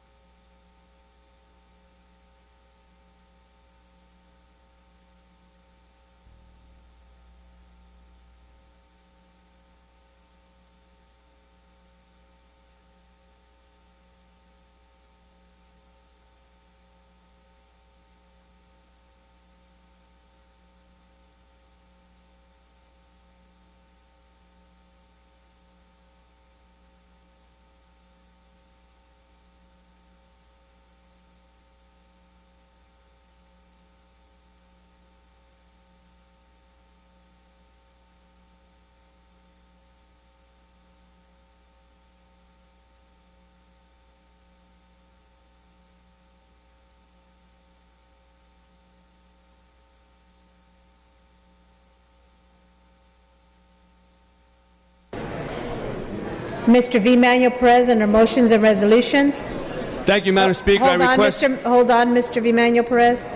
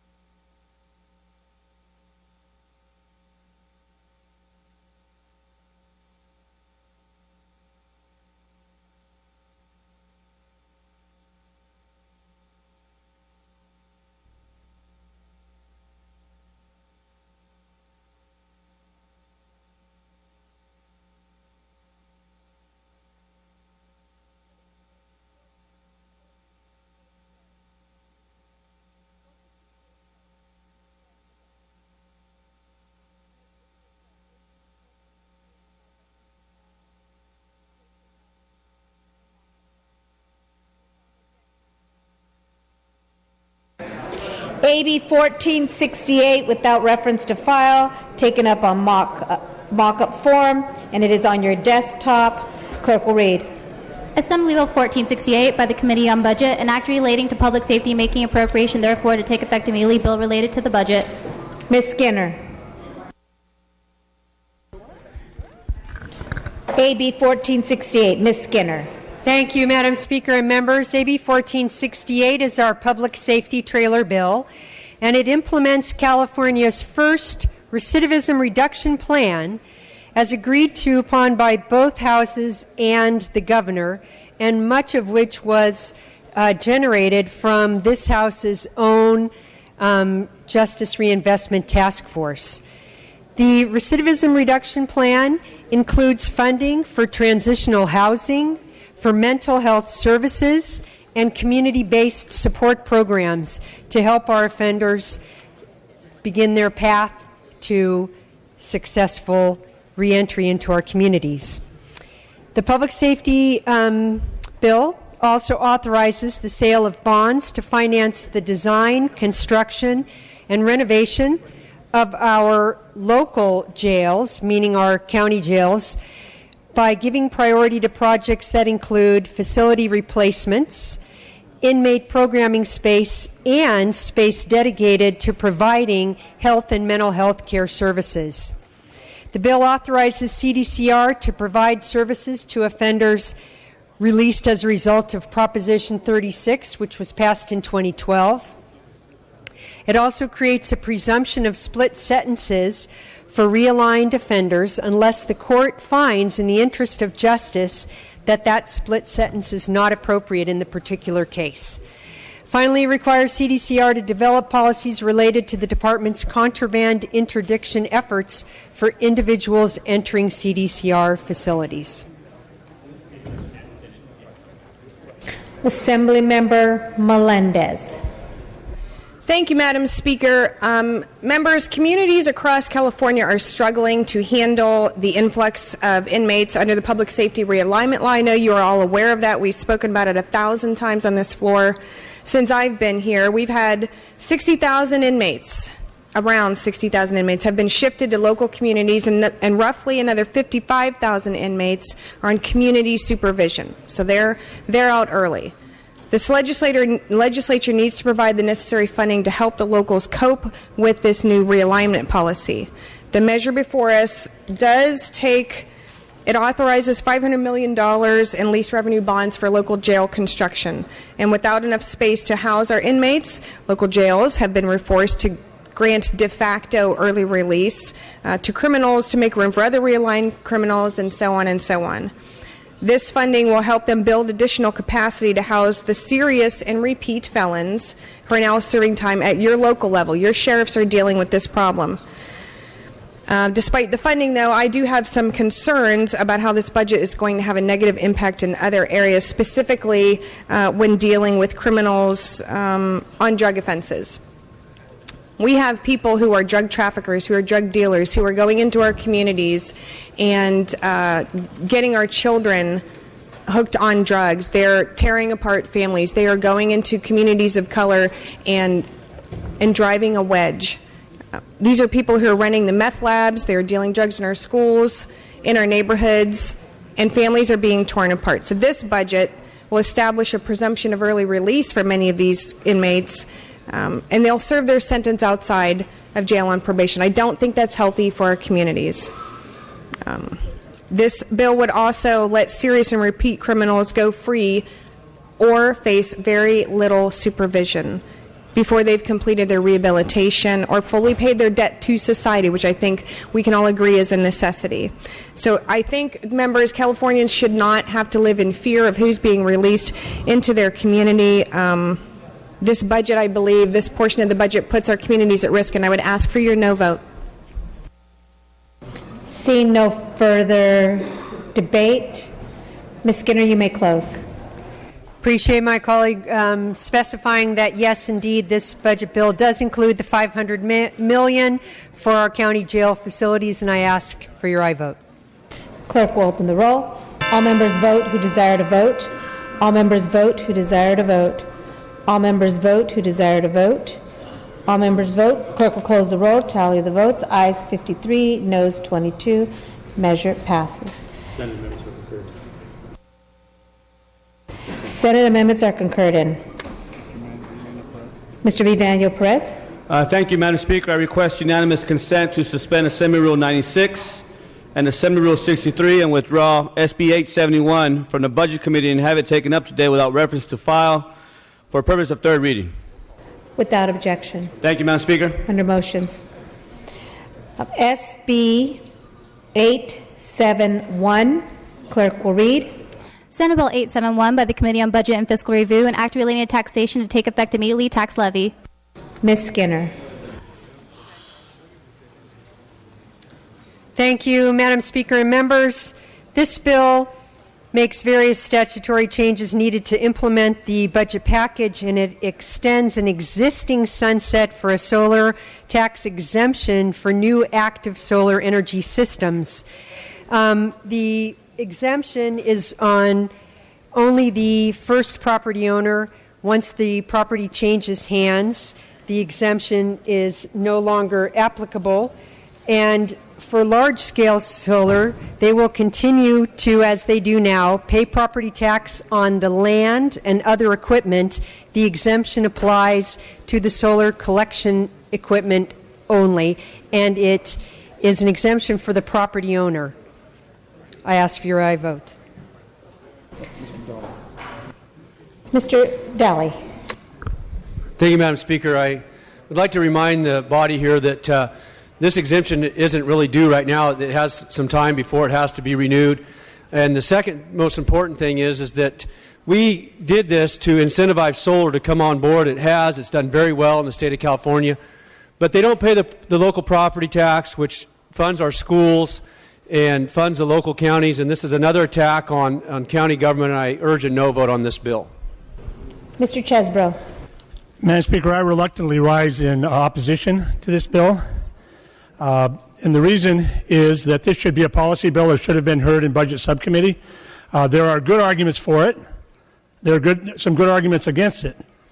And I think it needs to be decided on its merits, but it needs to be decided through a more public and transparent process where members have a chance to have those arguments played out. And furthermore, I agree with my colleague from the northeast corner of the state with regards to the urgency. This does not expire in 2017, so there's plenty of time for a policy bill to be heard, and that's the way it should be handled. Ms. Skinner, you may close. Seeing no further debate. I ask for your aye vote. Clerk will open the roll. All members vote who desire to vote. All members vote who desire to vote. All members vote who desire to vote. All members vote who desire to vote.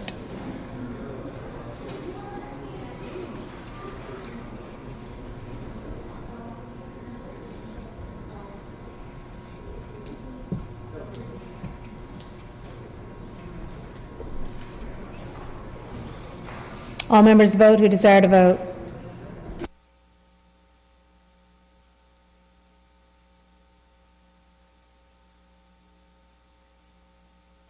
All members vote who desire to vote.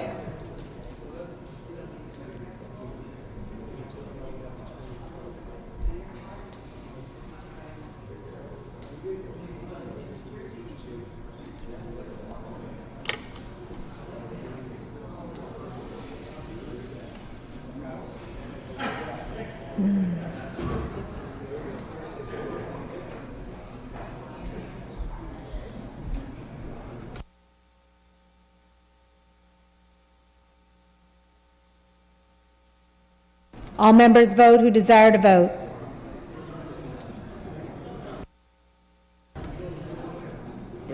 Close the roll. Tally the votes. Ayes 42, noes 20. Senate amendments are concurred in. Madam Speaker, you have the floor. Thank you, Madam Speaker. I want to thank all of you tonight. In fact, it's not very late, I might add, for your thoughtful deliberations, your comments on the budget today, and for your participation throughout this process. You know, we said back in December we wanted a budget that ensures stability and expands opportunity, and as we have heard here today on the floor, this budget does certainly that. So I didn't want the evening to pass without acknowledging and saying thanks to a few people. First and foremost, I want to thank our Budget Committee Chair, Nancy Skinner, our Vice Chair, Jeff Gorell, our subcommittee chairs for their outstanding work, including more than 70 budget hearings in this assembly alone. I also want to acknowledge and say thank you to the Speaker Emeritus, because we would not be here in the position we are in tonight without the work that he has done over this last year. And I inherited a process that was well underway, ran smoothly, and I appreciate the work of him. I also want to acknowledge our staff, certainly to Chris Woods and Christian Griffith for the heavy lifting they've had to do all these months. But I really want to thank all the staff involved, because it isn't just a few, it's many. I want to thank them for their direction, leadership, but I want to thank all of your staffs, the staff that put the work into this. And finally, join me in thanking the Department of Finance, the Legislative Analyst's Office, and especially the desk staff and the Legislative Council for working around the clock, in particular these last few days, to get everything ready so that you would be able to read the information tonight and be prepared to vote and to move us forward quickly. I want you to have a good rest of the evening, and we will see you back here tomorrow for business. Thank you, Madam Speaker.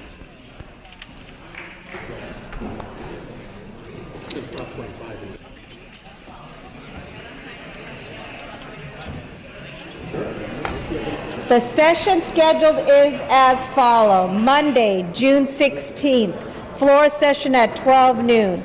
Tuesday, June 17th, check-in session. Wednesday, June 18th, check-in session. Thursday, June 19th, floor session at 9 a.m. Friday, June 20th, no floor session, no check-in session. All other items remaining will be passed and retained. All motions shall be continued. Seeing and hearing no further business, I'm ready to entertain a motion to adjourn. Mr. Holden moves. Mr. Hagman seconds that this House stand adjourned until Monday, June 16th at 12 noon. Quorum call is lifted.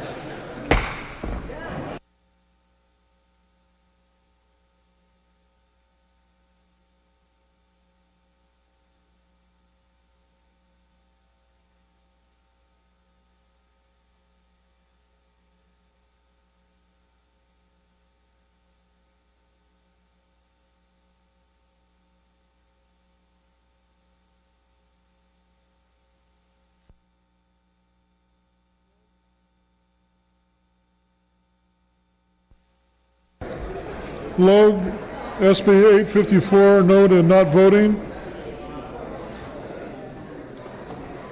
Logue, Senate Bill 854, no to not voting.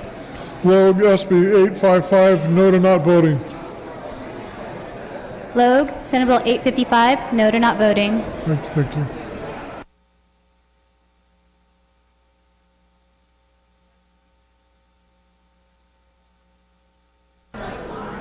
I got it. Harkey, SB 860, no to aye. Harkey, Senate Bill 860, no to aye.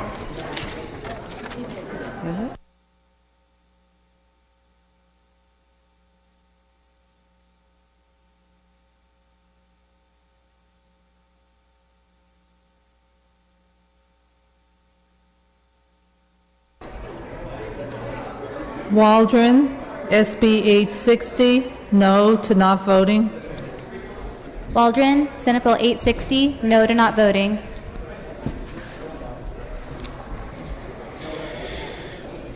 She ready?